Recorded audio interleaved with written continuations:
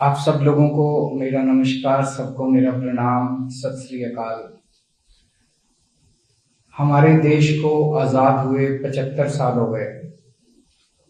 आजादी बड़ी मुश्किल से मिली थी। बहुत लोगों ने अपनी जान कुर्बान की, बहुत लोगों ने लंबा संघर्ष किया, उसके बाद आजादी मिली थी।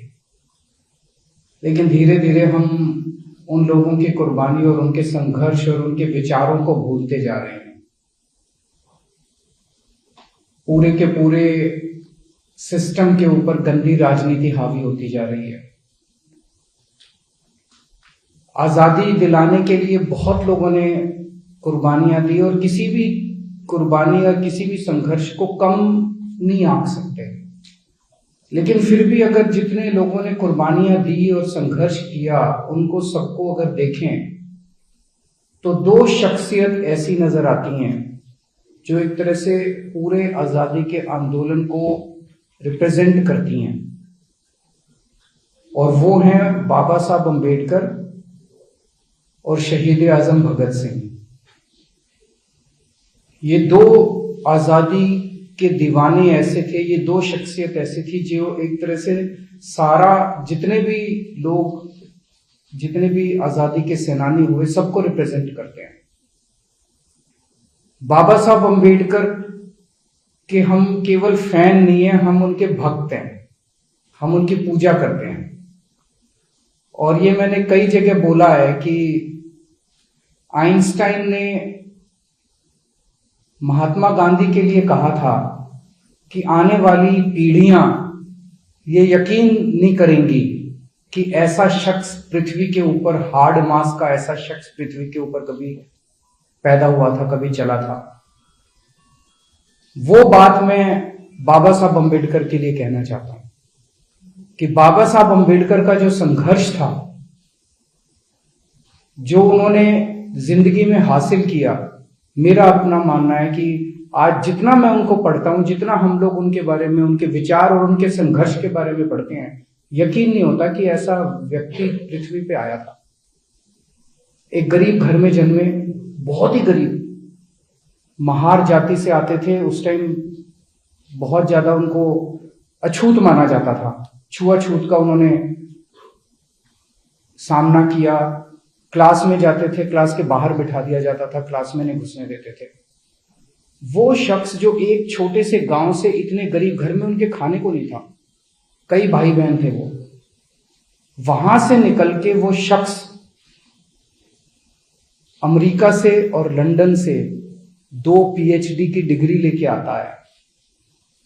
मैं तो सोच रहा था 1914-15 में इंटरनेट भी नहीं था, कोई जानकारी भी नहीं थी, उनको पता कैसे चला होगा कि अमेरिका में ऐसी कोई यूनिवर्सिटी है, कैलिफोर्निया यूनिवर्सिटी है, लंदन स्कूल ऑफ इकोनॉमिक्स है, वहां फॉर्म कैसे भरते हैं, फॉर्म कहां से मिलते हैं, वो पता नहीं उन्होंने कैसे सारा। और फिर स्कॉलरशिप का इंतजाम किया और फिर वहां गए और फिर वहां से पीएचडी करी और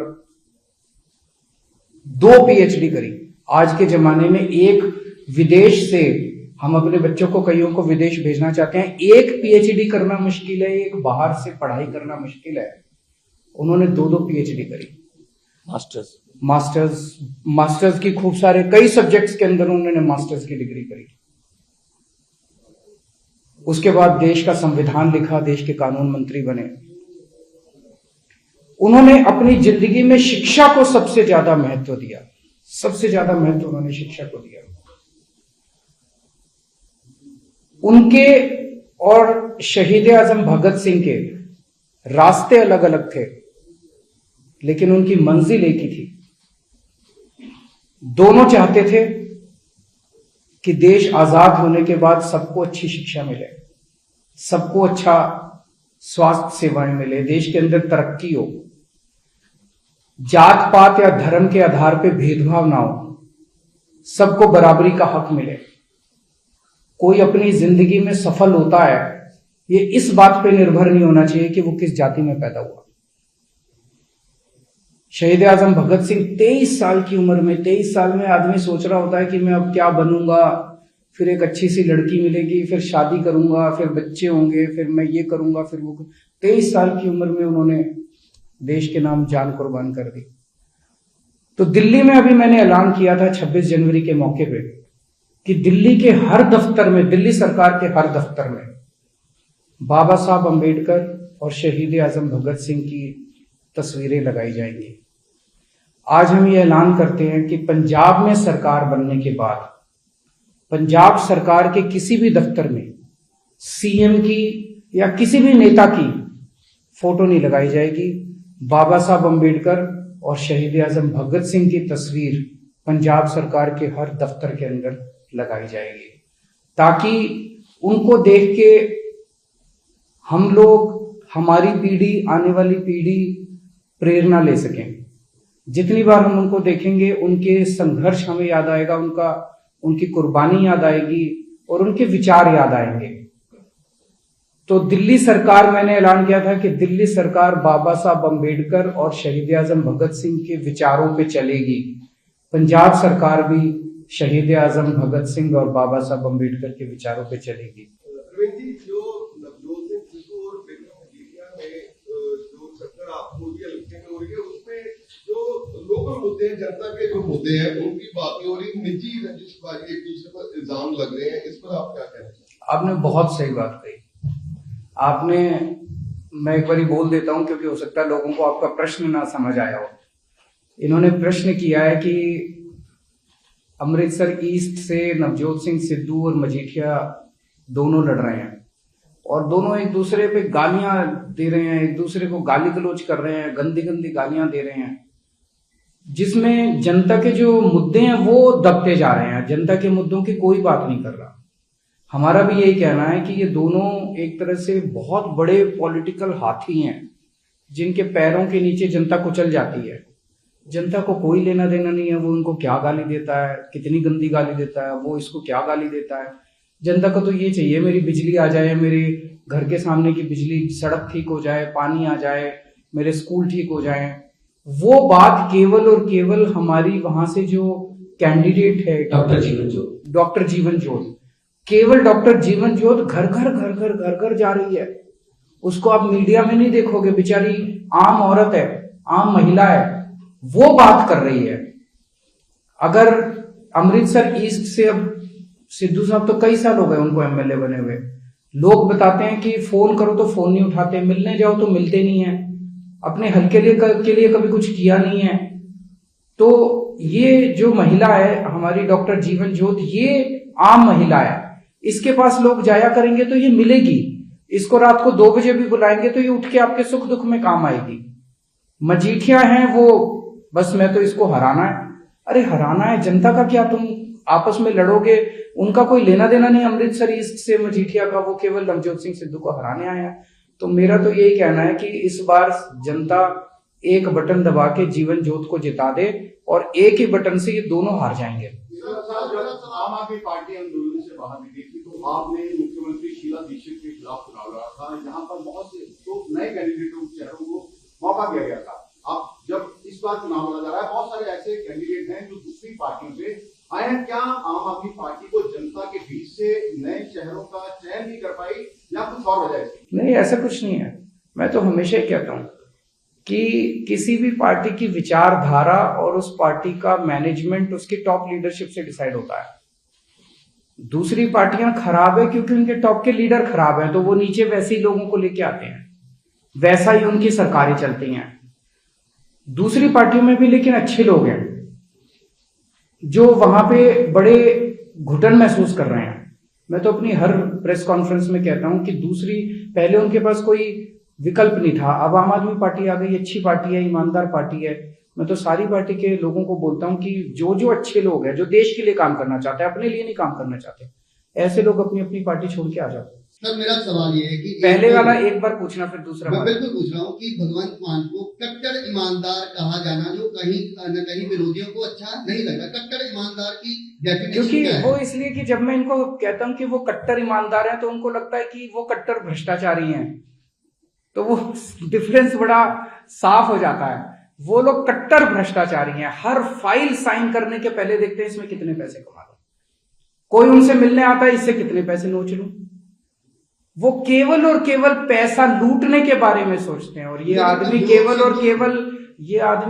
और केवल पंजाब के बारे में सोचता है। लेकिन नवजोत सिंह सिद्धू एक ऐसे लीडर जो भगवंत मान की भी तारीफ करते हैं, लेकिन खुद को भी ईमानदार बताते हैं। देखिए, मैं किसी इंडिविजुअल के ऊपर नहीं जाऊंगा, मैं एक सिस्टम की बात कर रहा हूँ। दूसरा सवाल फिर मेरा जो था कि आम आदमी पार्टी के सहारा लेकर भाजपा जो है पंजाब में आना चाहती है, ये कांग्रेस के सांसद कह रहे हैं। कैसे?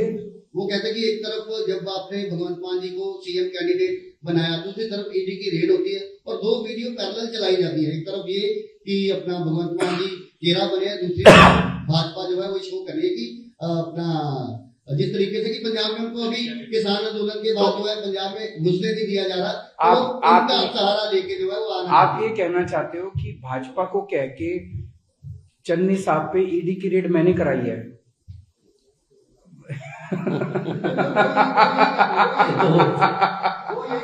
अगर मैं इतना पावरफुल हूं तो फिर तो मैं 2-4 के ऊपर और करा। मेरे ऊपर तो उन्होंने ईडी की, सीबीआई की, इनकम टैक्स की, मेरे बेडरूम में घुस गए थे वो लोग। अगर मेरा बस चलता मैं क्यों कराता? केजरीवाल साहब, आज पार्टी सभी बात कर रहे हैं कि नेताओं ने पंजाब को लूट लिया। आम आदमी पार्टी की सरकार बन रही है, तो जो पैसा लूटा गया, जिन्होंने बड़े बड़े मैच खेले, ये या किसी तरह से जो संपत्तियां उनके पास है, उसको लेकर कोई आपके पास कोई प्लान है? एक कमेटी का गठन किया जाए, एक पैसे का हिसाब लेंगे, एक पैसे का हिसाब लेंगे। जितना इन्होंने लूटा है सारा पंजाब का पैसा वापस लिया जाएगा। एक गल हो रहा है सर कि कहा जाता है कि पंजाब पर 3 लाख करोड़ का कर्ज है।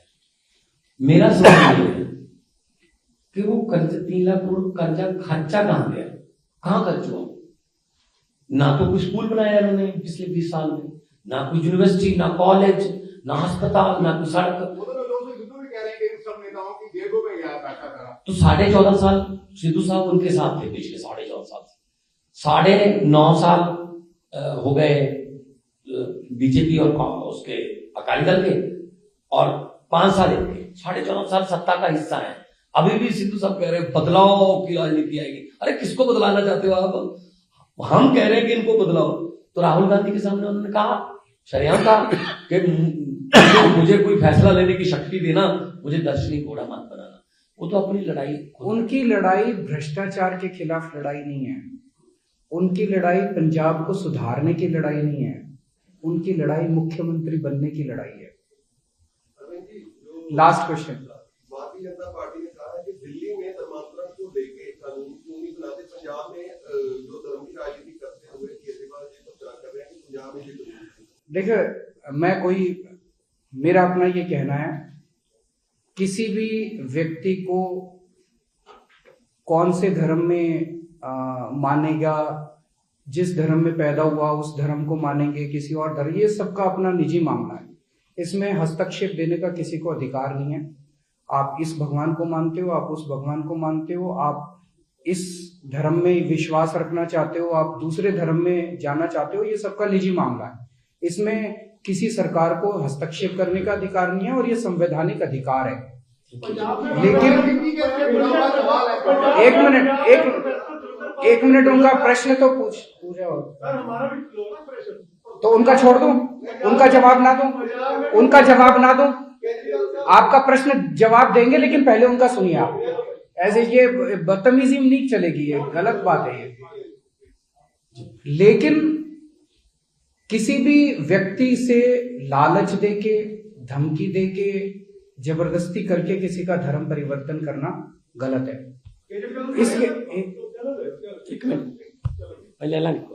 इसके लिए जो भी कदम उठाने की जरूरत है वो कदम उठाए जाने चाहिए। मेरा अपना मानना है, मुझे कुछ वकीलों ने बताया, लेकिन इसको और एग्जामिन करने की जरूरत है कि आज जो देश का कानून है, उस देश के कानून में सफिशिएंट धाराएं हैं और सफिशिएंट प्रावधान है कि अगर कोई जबरदस्ती करता है तो उसको जबरदस्ती करने से रोका जा सके। आज भी देश के अंदर सफिशिएंट प्रावधान है। नया कानून बनाने की जो बात है, ये जो कर रहे हैं ये लोग, ये पॉलिटिकल इशू है। ये इन लोगों को कोई किसी से कुछ लेना देना नहीं, ये जो कर रहे हैं पॉलिटिकल इशू है। लेकिन इसके लिए जो भी कदम उठाने की जरूरत है कि जबरदस्ती किसी का भी धर्म परिवर्तन करना ये गलत काम है। हाँ जी। अमरपाल सिंह भुल्लर की रिहाई के लिए पंजाब में मामला गंगा रहा है। वो बोल रहे हैं कि आम आदमी पार्टी का जो विरोध है वो 6 जथेबंदियां कर रही हैं। अभी भी आपके पास मैसेज मिला होगा कि बाहर भी कत्ल हुए हैं। तो क्या अड़चन क्या है प्रोफेसर? मैंने कल भी इसका डिटेल में जवाब दिया था, दोबारा आपको बता देता हूँ। सबसे पहली बात, ये सेंसिटिव मामला है।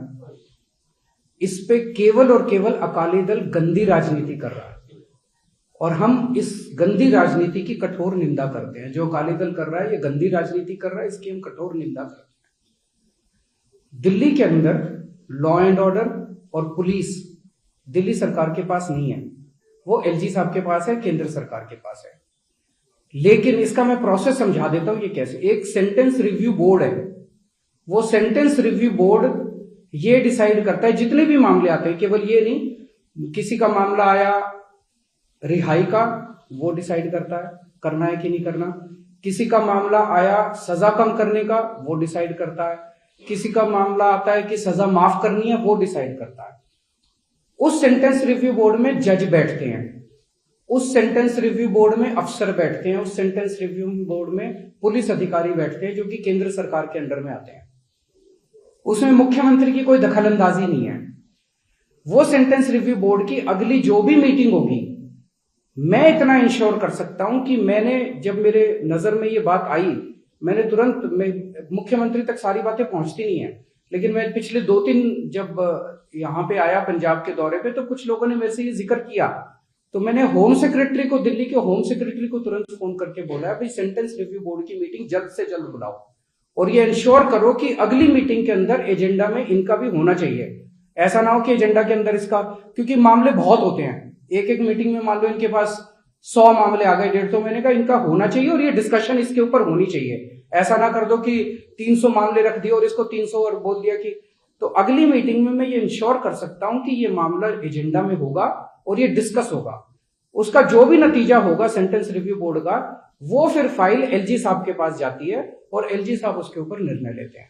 तो आप इंतजार कीजिए सेंटेंस रिव्यू बोर्ड की अगली मीटिंग का, मैं ये इंश्योर कर सकता हूं कि जल्द से जल्द हो। एक और बात है इसी में, अभी यहाँ पे मजीठिया या सुखबीर बादल भी पीसी करेंगे कहीं, उनको ये जरूर पूछ लेना कि जो उनके परिवार को मतलब बर्बाद करने वाले सुमेश सैनी थे, उनको डीजीपी किसने बनाया था, ये पूछ लेना।